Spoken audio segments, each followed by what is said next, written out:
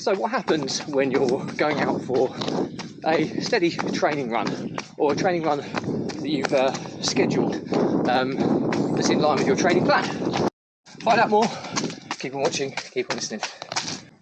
Welcome back to consecutive day 1434 of a diary of a runpreneur.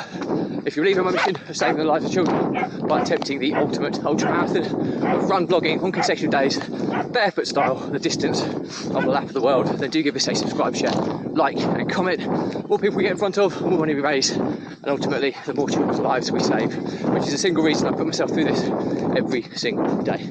Thank you as always, and let's get started.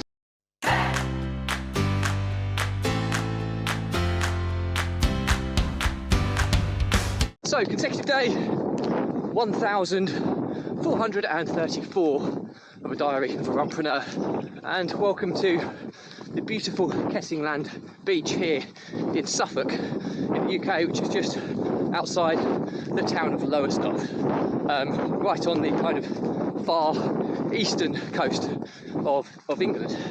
And the topic today is what happens when you have a training run scheduled. You're following a plan of some kind, and you come across other runners on your training run.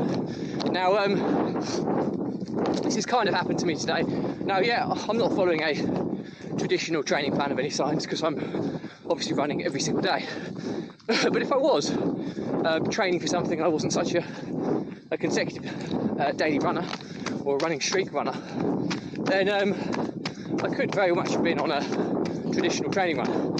It could have been, an E-long easy run, or it could have been a fartlek style run. It could have been a kilometre fast, and then it could have been a pyramid training scheme. It could be any number of training plans, but that's not the point. Today, I've just come out on my normal run, beautiful coastal path, and as I start the run on the coastal path, I run past somebody who's just setting themselves up for a run, and then about 10 seconds after I've passed them, they start their run, and I can tell because I can hear the clopping of their footwear. So this is something that you generally experience if you run running routes that are quite popular with other runners. And no matter what my plan was, to take it a nice, easy, gentle run, enjoying the scenery, look around me, it's beautiful. In the back of my mind, there's another runner who's behind me, who's probably thinking, I'm going to run a little bit quicker to try and get past this guy. And the inner competitive beast within me came out, and as I could feel, I couldn't show weakness by turning my head to seeing how far this specific runner was behind me.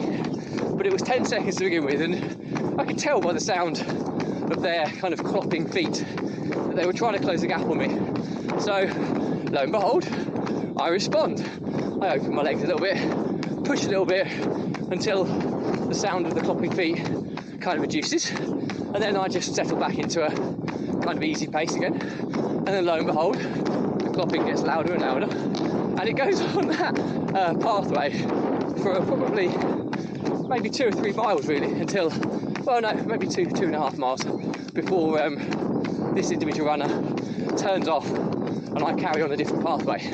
But ultimately, the challenge is, if you're ever running or training and there's lots of other runners doing similar paths as you, running paths as you, then it's really, really hard to block them out, especially if they're in close proximity, like I experienced.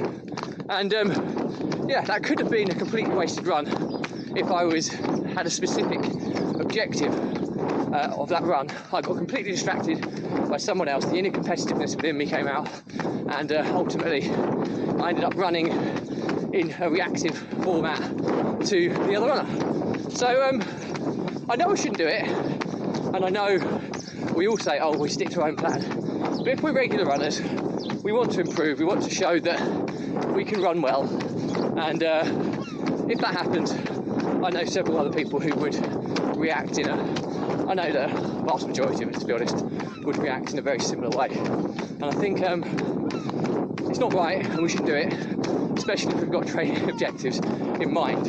So how do we stop it? Well, there's one way of stopping it is if you're too tired to react. If you're on a long run, then ultimately you're just kind of concentrate and keep going. But if you're fresh, it's really difficult to kind of stop. So what I would say is that, you know, if you've got a race or something coming up, it's then fairly crucial that you don't react, because if you're on a very specific training plan, every run counts in the build-up. So if that happens, you need to be extremely disciplined. Easy said than done, but just try and look ahead at what that race is going to be, and make sure that you remember that. But otherwise, don't get caught up in it. See, like I say, it's very, very difficult to not do. If you're not training for something, then it can be a little carrot and it can be a little objective for that individual run. That's absolutely fine.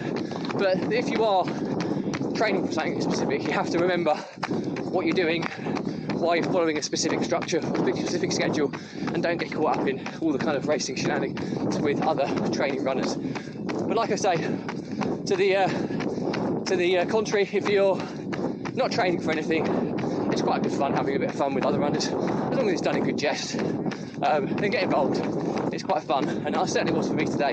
But I've run a bit harder and a bit faster than I perhaps wanted to. So yeah, learnings from my diary are exactly that. When other runners are running in close proximity to you, you have two choices. You either get caught up or embroiled in the kind of competitiveness of running with other people, or you ignore them and remain focused and remember what you're running for. And if you are training for something, I strongly recommend you look forward and remember why you're training, why you're running in a specific way. Just going past some people. Thank you. But if you're not training for a specific race of any kind, then yeah, get involved if you want to, but make sure you do it in good jest and in good form. That's always incredibly important. So anyway, that's it from me today. Questions or comments, drop me a line. I'll respond to everyone. But do remember, you believe in my mission of saving the lives of children by attempting the ultimate ultramarathon, and do give this a subscribe, share, like and comment, as the more people we get in front of, the more money we raise, and ultimately the more children's lives we save. Thank you as always. Stay positive, stay happy, and I'll see you again tomorrow.